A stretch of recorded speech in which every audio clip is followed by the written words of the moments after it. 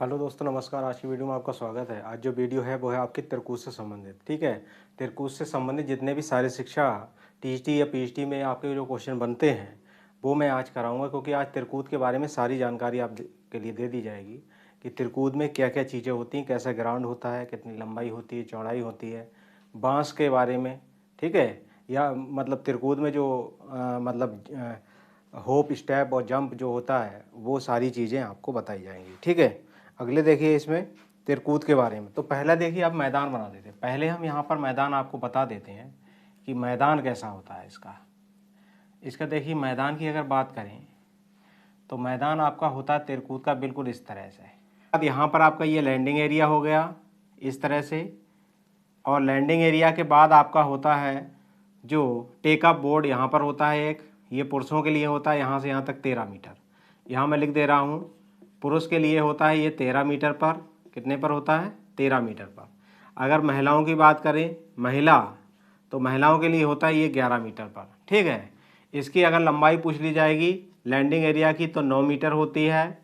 चौड़ाई पूछ ली जाएगी इसकी 2.75 से 3 मीटर होती है चौड़ाई इसकी। ठीक है, ये होता है चौड़ा। ये होता है आपका लैंडिंग एरिया। ये आपका रनवे हो गया, ये लैंडिंग एरिया हो गया। रनवे की लंबाई अगर पूछ ली जाएगी तो होती है आपकी 40 से 45 मीटर। रनवे की अगर लंबाई पूछी जाएगी 40 से 45 मीटर आपकी होती है। इस तरह से जो है ये आपका लैंडिंग एरिया हो गया। ठीक है, लैंडिंग एरिया। इस तरह से जो है आपका मैदान होता है तिरकूत का। यानी आपका लंबाई पूछ ली जाए रनवे की 40 से 45 मीटर, टेक ऑफ बोर्ड पूछ ली जाए पुरुषों के लिए 13 मीटर दूर होता है लैंडिंग एरिया से, महिलाओं के लिए टेक ऑफ बोर्ड पूछ ली जाए तो 11 मीटर की दूरी पर होता है लैंडिंग एरिया से। अगर आपका लैंडिंग एरिया की लंबाई पूछी जाएगी 9 मीटर, चौड़ाई पूछी जाएगी 2.75 से 3 मीटर होती है इसकी लैंडिंग एरिया की। ठीक है, इस तरह से अब होप, स्टेप और जंप के नाम से ये जाना जाता है। इसका दूसरा नाम भी है होप, स्टेप और जंप भी इसे कहा जाता है तिरकूत को। ठीक है, अब तिरकूत खेल जो आरंभ कहाँ से माना जाता है, ये इसकी देखिए हिस्ट्री थोड़ी सी, इतिहास। जो तिरकूत है, तिरकूत खेल जो है उसका आरंभ जो है तिरकूत खेल का आरंभ, यहां लिखेंगे क्या? का आरंभ कहां से हुआ था? ये आयरलैंड से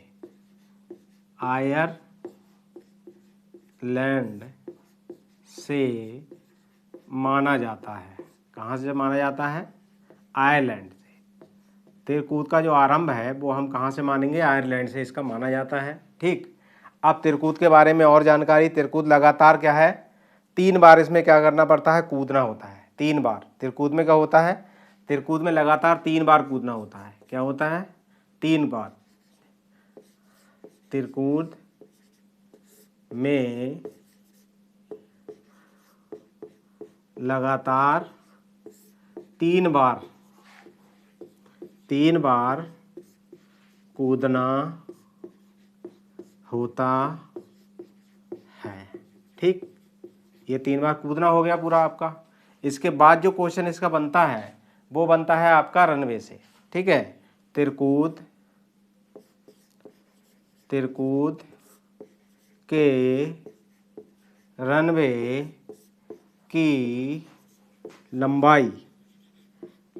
की लंबाई अगर पूछी जाएगी तो होती है आपकी 40 से लेकर के 45 मीटर। ठीक है, ये रनवे की लंबाई हो गई। 40 से लेकर के 45 मीटर आपकी रनवे की लंबाई हो जाती है। ठीक है, और ये क्या है इसमें, अगर इसकी चौड़ाई पूछ ली जाए रनवे की मान लो तो कितनी होती है? 1.22। ठीक है, तिरकूत में रनवे की चौड़ाई, अगर चौड़ाई पूछी जाएगी तो आपकी होती है 1.22। कितनी होती है? 1.22 मीटर होती है। ठीक है, अब इसके अलावा आपका जो क्वेश्चन बनता है वो बनता है कि तिरकूत में, और क्वेश्चन जो बनता है वो बनता है तिरकूत में ठीक है, पुरुषों के लिए लैंडिंग एरिया, पुरुषों के लिए टेकअप बोर्ड, किसकी बात हो रही है? टेकअप बोर्ड की। टेकअप बोर्ड कितनी दूर पर होता है पुरुषों के लिए? अगर पुरुषों के लिए पूछा जाए टेकअप बोर्ड तो कितनी दूरी पर होता है, ये क्वेश्चन बनता है आपका। पुरुषों के लिए टेक ऑफ बोर्ड की दूरी पूछी जाती है। टेकअप बोर्ड की जो दूरी होती है पुरुषों के लिए वो होती है आपकी कितनी? 13 मीटर पर होती है। कितने पर होती है? 13 मीटर पर होती है आपके पुरुषों के लिए। ठीक, अब यहीं पर क्वेश्चन आपका और बनता है कि तिरकूद के लिए या तिरकूद में महिलाओं के लिए, तिरकूद में महिलाओं के लिए, ठीक है, तिरकूद में महिलाओं के लिए, तिरकूद में महिलाओं के लिए, महिलाओं के लिए पूछा जाए अगर कि टेक ऑफ बोर्ड कितनी दूरी पर होता है, टेक ऑफ बोर्ड की दूरी तो महिलाओं के लिए होती है 11 मीटर। कितनी होती है? महिलाओं के लिए टेक ऑफ बोर्ड जो होता है वो 11 मीटर की दूरी पर होता है, ये वाला। ठीक है, ये 11 मीटर पर है और ये ऊपर वाला आपका 13 मीटर। यानी पुरुषों के लिए पूछेगा तो आपका होगा कितना? ये होगा 13 मीटर। महिलाओं के लिए अगर पूछा जाएगा तो आपका 11 मीटर होता है। ठीक, अब क्वेश्चन और बनता है आपका यहाँ से ही कि तिरकूद में लैंडिंग एरिया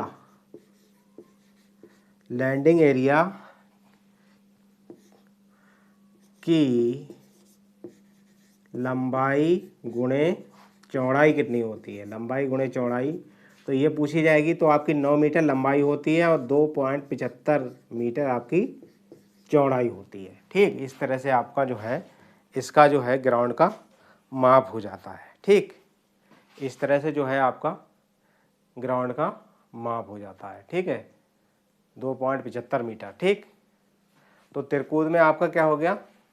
लैंडिंग एरिया हो गया आपका, और आपकी रनवे हो गया, टेक ऑफ बोर्ड हो गया।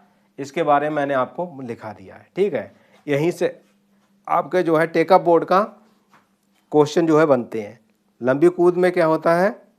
इसमें क्या है? 3 आपके स्टेप होते हैं, होप, स्टेप और जंप।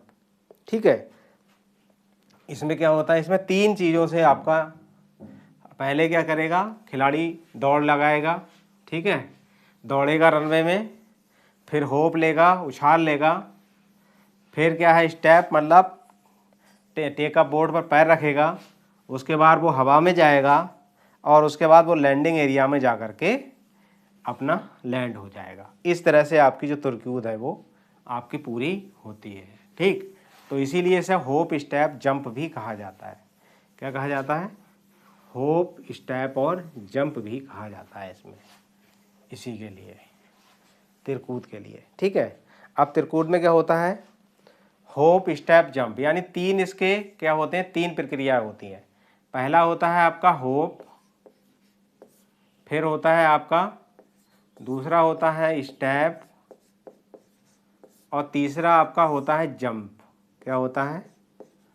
जंप। 3 प्रक्रियाओं से ये गुजरता है। होप, स्टेप, जंप द्वारा ही हम क्या करते हैं? इसका होप, स्टेप और जंप से अपनी क्या करते हैं? तिरकूद की प्रक्रिया पूरी करते हैं। ठीक है, तो होप 3 प्रक्रियाओं में आपका ये पूरा हो जाता है। ठीक, होप, स्टेप और जंप से। ठीक है, तिरकूद के लिए क्या है? मौलिक विशेषताओं की आवश्यकता कितनी होती है? इसकी विशेष तिरकूद की 4 मौलिक विशेषताएं होती हैं।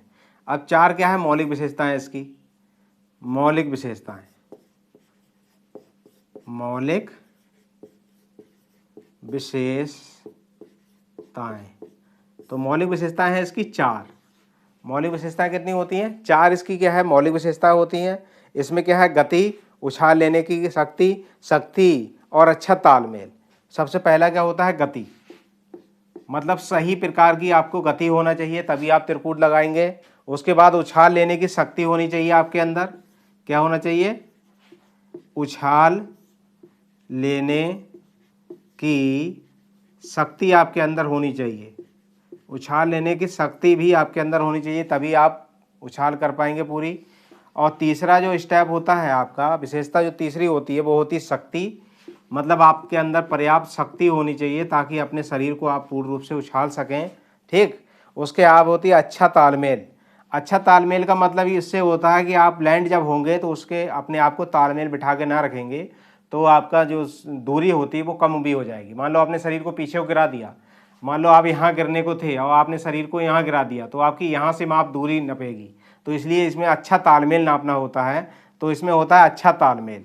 क्या होता है, अच्छा तालमेल भी इसमें होना चाहिए। क्या होना चाहिए, अच्छा तालमेल भी होना बहुत ज़रूरी है। अच्छा तालमेल होना भी बहुत ज़रूरी है। ये आपकी मौलिक विशेषताएं होती हैं आपकी त्रिकूट की। ठीक है, और क्या होता है इसके अलावा, इसके अलावा क्या होता है, इसके अलावा जो होता है इसमें होप स्टेप जंप यानी 3 प्रक्रियाएं होती हैं इसकी। और मौलिक विशेषताएं गति, उछाल लेने की शक्ति और आपका क्या होता है उछाल और तालमेल। ठीक है, ये सारी